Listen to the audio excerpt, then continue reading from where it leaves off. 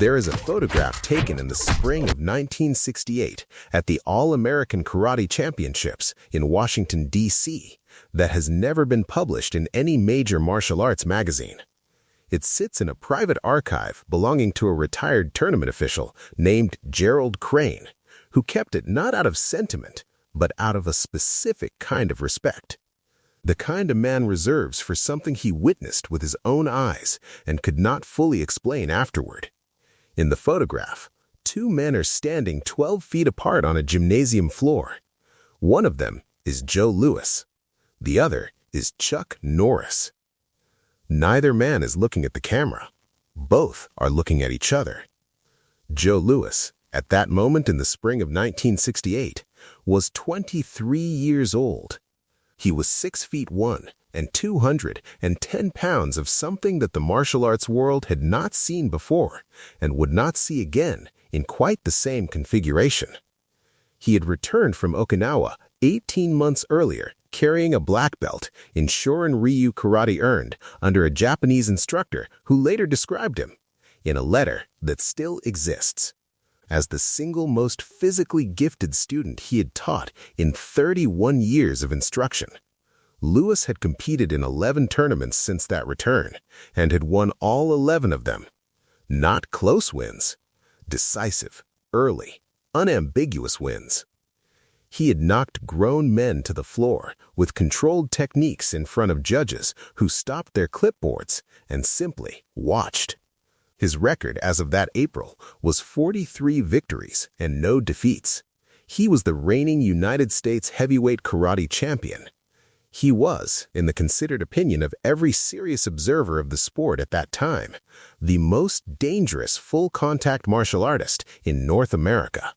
And in the next 4 minutes and 11 seconds of a conversation that began with a simple question about fighting philosophy, Joe Louis would say something that Chuck Norris would not respond to publicly for 31 years. What Norris finally said, and what he chose not to say, and what it revealed about both men, is the reason you are watching this video. Stay until the end, because the sentence Chuck Norris eventually spoke, a single sentence, delivered without theater, in a hotel lobby in Burbank, California, in the summer of 1999, would make several hundred people in the martial arts community furious. And it would make one man who had spent 3 decades carrying the weight of that 1968 conversation sit down in a chair and put his face in his hands. Chuck Norris had not been easy to find that morning in Washington. He was 37 years old, or thereabouts. He had the face of a man who had spent serious time outdoors and the posture of a man who did not think much about his posture because he did not need to. He was wearing a plain gray jacket, no insignia, no patches, no tournament credential around his neck. He was sitting in the 4th row of the bleachers beside a man named Pat Johnson, who was then one of the better sport karate competitors on the West Coast, and who would later recall the moment with precise, unhurried clarity. Johnson said that Norris was drinking coffee from a paper cup and watching the early morning brackets, with an expression that Johnson described as the expression of a man watching weather. He had won the Professional Karate Association middleweight and light heavyweight championship the previous year. He had defeated, in open competition, fighters who outweighed him by 30 and 40 pounds. His style, a hybrid of Tong Sudo and Judo, developed over years of training beginning in the Republic of Korea in 1958, was not flashy. It was not designed for spectators. It was designed to end things. The specific quality that his instructors in Korea had noted, and that his later sparring partners noted, and that the tournament record of the late 1960s confirms with a kind of statistical clarity, was distance management. Chuck Norris understood distance the way a surveyor understands land. He knew, at any given moment, exactly how far he was from every point of consequence in front of him. He did not need to measure it. He simply knew. Joe Louis did not know who Chuck Norris was. This was not unusual in the spring of 1968. The American martial arts community was still organizing itself into regions, and reputation traveled slowly in the years before trade magazines carried comprehensive results. Louis trained and competed primarily on the East Coast. Norris was a West Coast competitor. Their circles had not overlapped. So when Louis approached the bleachers that morning with a question about the upcoming bracket logistics and found himself speaking to a quiet man in a gray jacket who gave him a direct and useful answer, Louis had no particular reason to extend the conversation. But he did extend it. And somewhere in the extension, Louis asked Norris what style he competed in. Norris told him. Louis looked at him for a moment. Then he said something that Pat Johnson, sitting 2 feet away, heard clearly enough to repeat word for word for the next 50 years. Tong Soo Do is a demonstration art, Louis said. It is not a fighting system. It produces technique, but not fighters. The people who train in it can look good in the air. They cannot handle pressure at close distance against a man who knows how to generate power from the ground. He said it without particular heat. He said it the way a man states something he considers to be a matter of record rather than opinion. Then he nodded and walked back toward the competition floor. Pat Johnson said that Norris watched him go. Johnson said that Norris finished the coffee. Then he set the paper cup down on the bleacher beside him and did not say anything for a specific length of time that Johnson estimated. Later, at approximately 40 seconds. 40 seconds of silence in a gymnasium full of noise is a different kind of 40 seconds. If you have followed this channel for any time at all, you already know what that silence meant. And you already know that this story does not end in that gymnasium. But before we go any further, if you want to find out what Chuck Norris chose to say 31 years later and why the people who heard it reacted the way they did, make sure you are subscribed and leave a comment below telling us where in the world you are watching from. The rest of this story is worth staying for. Joe Louis in open competition was a specific kind of problem. He was not fast in the way that smaller fighters were fast. The quick twitch lateral movement, the feinting, the shoulder roll evasion that shorter men develop because shorter men have to. Louis was fast in the way that a large, precisely engineered mechanism is fast when it is released. He did not appear to accelerate. He was simply somewhere. And then he was somewhere else, and the technique had already landed before the observer's eye finished tracking the beginning of the movement. His competition record between 1966 and 1969 included 12 first-place finishes in major open tournaments.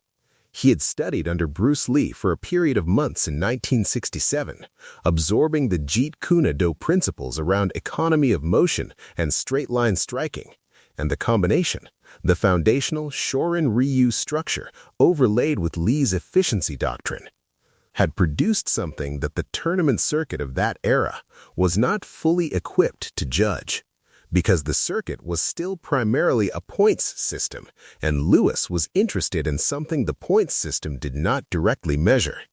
He was interested in what happened to a human body when 400 pounds of force landed in a 2-inch surface area at the precise moment the recipient's weight was committed in the wrong direction. He had demonstrated this interest in controlled competition against 43 men. All 43 of them had experienced it at first hand. None of them had returned the demonstration. Chuck Norris did not return to the bleachers after the 1968 conversation. He competed that day, and he competed well. Gerald Crane, the tournament official, noted in his records that Norris's bracket performance was technically superior to that of any other middleweight in the building that morning. But he did not seek out Louis. He did not send a message through Johnson. He drove back to his motel and flew home to California 2 days later, and the conversation in the bleachers passed into the specific category of things that a serious man files away without comment. What happened in the years that followed is a matter of public record, though the public record does not always explain itself. Lewis continued to compete and to win. He added championships in full-contact kickboxing when that format emerged in the early 1970s. He won the PKA World Heavyweight Kickboxing Championship. He fought Joe Frazier's sparring partners in closed sessions for conditioning.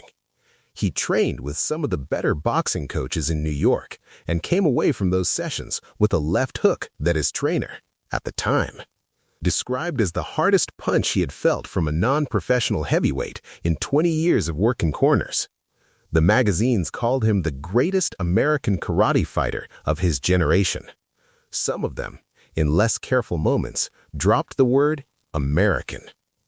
Norris, in the same period, built something quieter and in some respects more durable. He opened his Tang Soo Do schools.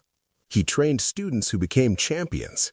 He transitioned into film work in the early 1970s and built a career in action cinema that would eventually reach an audience of tens of millions. He did not stop training. He trained every morning of his adult life, the same sequence, the same discipline. The kind of practice that does not require a witness or a trophy to validate itself.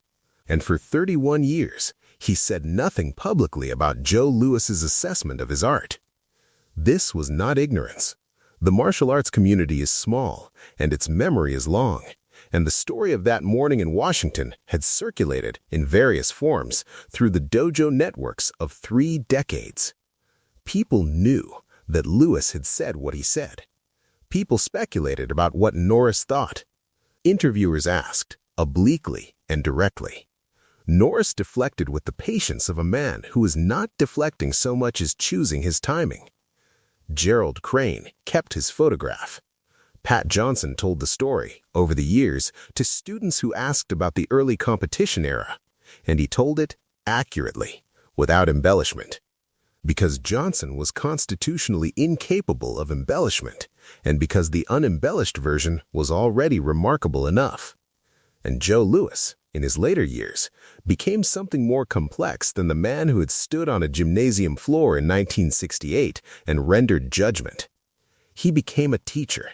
He became a philosopher of combat, in the specific, practical sense.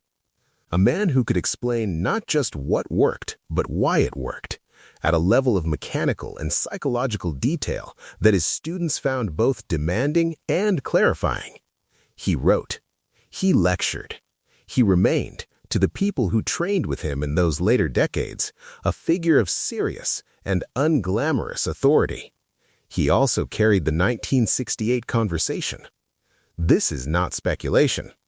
Lewis acknowledged it in an interview conducted in 2001 with a directness that was characteristic of him. He said that he had been 23 years old. He said that 23-year-old men who have not been defeated say things that 60-year-old men would say differently. He said it without apology, which was also characteristic. But he had not heard from Chuck Norris, not directly, not in 31 years. The summer of 1999 was hot in Burbank, California, with a specific flatness to the light in July and August that makes distances look shorter than they are and makes everything appear slightly overexposed. The hotel where the event was held was a mid-range business property on Olive Avenue, the kind of building designed for function rather than for any particular impression, with air conditioning that worked and a lobby that was almost always slightly too cold. The event was a martial arts industry gathering, part business conference, part reunion, part the particular thing that happens when a generation of fighters ages into the position of being authorities rather than competitors. There were perhaps 240 people registered. There were people in that room who between them held more combined competition titles than any equivalent gathering in the history of American martial arts. Chuck Norris arrived without announcement. He was 59 years old. He wore a dark jacket and moved through the lobby with the unhurried quality that people who have been doing something serious for 40 years develop without trying. He greeted people. He listened. He did not perform. Joe Louis arrived 20 minutes later. He was 54 years old. He had the bearing of a man who had spent his life in physical work and who had also, somewhere in the later decades, acquired patience. He was still large. He still moved like something with specific momentum. They saw each other across the lobby. The people who were present in that lobby in the summer of 1999, and several of them have described what happened in subsequent years, independently, without material contradiction, said that the specific quality of the moment was not confrontational. It was something else. It was the quality of two serious men who had been orbiting the same conversation for 31 years, finally occupying the same room at the same time. They crossed the lobby toward each other. The distance between them closed to about 8 feet, then to 4. A fight is not two men closing distance. A fight is one man controlling the distance and the other man discovering, too late, that the distance has already been decided. Chuck Norris had understood this since he was 22 years old on a training floor in Korea. He understood it not as a tactic, but as a principle. The foundational principle of his art, and of every art that was worth the name. Distance is not the space between two bodies. Distance is the negotiation about what is possible next. The man who understands distance is the man who has already determined the outcome before the other man has finished deciding what to do. In the lobby in Burbank in 1999, both men understood this. Neither of them was negotiating anymore. Louis put out his hand. Norris took it. Then Norris said something. He said it quietly, in the specific register of a man who has been holding a sentence for a long time and has finally decided to release it. He said it without preamble and without theater. He said, "You were right." 2 words, possibly 3, depending on the version. Every person who has reported the exchange agrees on the substance. Some say there was a longer sentence. Some say there was not. What every witness agrees on is what happened after. Louis looked at him, not the look of a man who has won something. The look of a man who has just been handed a weight he did not expect and does not know yet whether it is lighter or heavier than the one he was already carrying. He said, "No. I was 23. There was a pause, a short one, not the 40-second pause in the Washington gymnasium, but a pause of the specific kind that happens when something has been said that is true, and both people know it. Then one of them, and accounts differ on which one, said something that the other laughed at. Not a performance laugh. The brief, dry laugh of 2 men who have arrived somewhere after a long walk and find the destination roughly what they expected. A man named Delgado, who had trained under Louis in the late 1980s and was standing close enough to the exchange to hear most of it, said afterward that he had expected something different. He had expected a confrontation, or at minimum, a reckoning. He had been carrying, on Louis's behalf, the idea that the 1968 comment had been a wound that needed tending. He was not prepared for what he got instead. He got 2 men in their 50s shaking hands in a hotel lobby and meaning it. By the following morning, the exchange was moving through the Burbank conference in the way that exchanges of that kind move, person to person. In hallways and at breakfast tables, with the slight alteration that each retelling introduces. By the end of the conference, it had acquired details that none of the direct witnesses confirmed. By the following month, it had reached martial arts forums where people who had not been present argued about its meaning with considerable heat. The community split, approximately, into 3 positions. The first position was that Norris had diminished himself. That 31 years of silence, followed by a 2-word concession in a hotel lobby, was not the behavior of a champion. That a man of his record and standing should have responded in 1968, directly and on the record, and that the delay made the concession look like weakness rather than wisdom. The second position was that Lewis had been dishonored by the entire sequence, that Norris's public silence for 3 decades had allowed Lewis's 1968 assessment to circulate without answer, which was a kind of tacit agreement that left Lewis carrying a characterization of Norris's art that Norris's own record contradicted. A man who has beaten every opponent he has faced for 30 years has already answered the question. The lobby exchange, in this reading, was unnecessary and slightly absurd. The third position, the quietest of the 3, and the least populated, was that both men had behaved with more honesty than the situation required, and that was the end of it. Gerald Crane, the tournament official, heard about the Burbank exchange in the autumn of 1999. He was retired by then, living in a house in Fredericksburg, Virginia, with a room dedicated to records and photographs from his decades in tournament administration. He opened a drawer and looked at the photograph from 1968 for a while. Then he closed the drawer. He did not have a position on the controversy. What he said, in the only recorded comment he made on the subject, was that he had watched thousands of martial artists compete over 30 years, and that the ones who lasted, not the ones who won the most, but the ones who were still standing in their 50s with something real in their eyes, were the ones who had been honest about what they did not know, not humble in the performed sense, honest in the specific sense of a man who has tested his understanding against reality often enough to know where the understanding ends. He said Chuck Norris was one of those men. He said Joe Louis was another. He said the argument about what happened in the lobby missed the point of both of them. The argument continued anyway. The thing about an oral tradition in a community of fighters is that it does not stabilize. It evolves according to the needs of the people carrying it. The 1968 conversation became, in some tellings, an insult. In other tellings, a prophecy.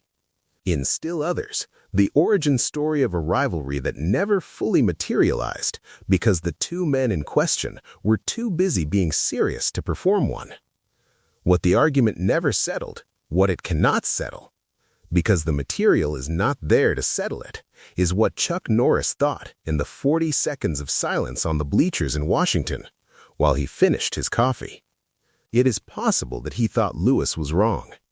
It is possible that he thought Lewis was right and that the rightness stung. It is possible that he thought something more complicated than either of those things, which is the most likely possibility and the least satisfying one for the purposes of a story. What is certain is what came after. The schools, the students, the record, the discipline of a man who trained every morning for 40 years, regardless of what anyone said about the art he was training in. The specific kind of answer that does not use words. A man who knows what he is does not require a conversation to confirm it. He requires only the time and the floor space to demonstrate it.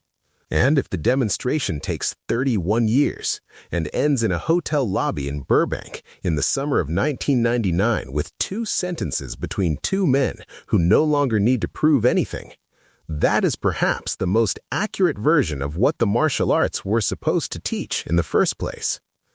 The sentence Chuck Norris spoke was 2 words.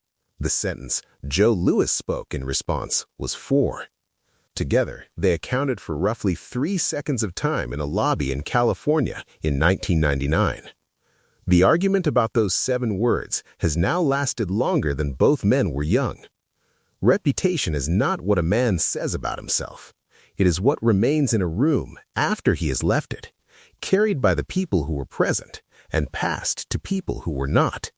Simplified and expanded and simplified again over decades until what survives is not the event, but the shape of the event. The shape of what happened between Chuck Norris and Joe Louis. The long silence, the late word, the fury of people who expected something larger, is the shape of 2 men who understood something about time that the people arguing about them did not. Patience is not the absence of response. It is the decision about when a response is worth giving. Next week, we will tell the story of the day a Hollywood stunt coordinator put a loaded challenge in front of Chuck Norris on stage 12 of a film lot in Culver City, in front of 14 crew members who would spend the rest of their careers being careful about how they described what they saw. That episode is already prepared. Make sure you are here for it.